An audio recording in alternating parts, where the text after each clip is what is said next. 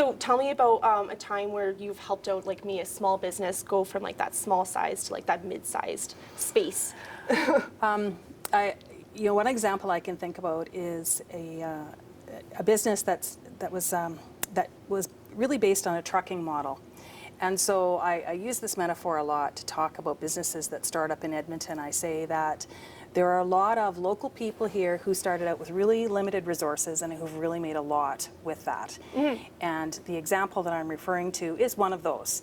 They started out with a truck and about $50.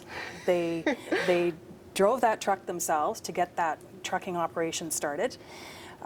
They gradually added equipment, they added drivers, they needed space, they needed money to lease more equipment, and then once they reached the point where they needed some specialized facilities, I helped them to acquire some financing for that. Yeah. I helped them to negotiate the agreement to obtain that specialized equipment, and they became a real success story.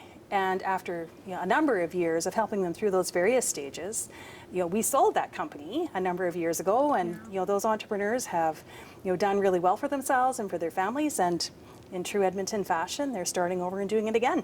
Perfect. They're successful once, hopefully they're successful a second time. So could you maybe articulate what specifically was your role in helping them get from that small stage to that mid-sized stage? Well, at the initial stages, I would help them to negotiate the contracts that they needed in order to acquire some equipment. Then, as they got to be in need of space, I would help them to negotiate their leases. I helped them buy some real estate. I helped them negotiate their bank financing. Okay. I helped them find some additional investors who came in and who became shareholders and who made the operation bigger. When it got to the point that they were thinking about expanding beyond their borders, then I helped them to set up in another province so that they could have operations in 2 different locations. And so I worked with my own legal team here and with legal people in that province, and we just kept bolting on and adding on.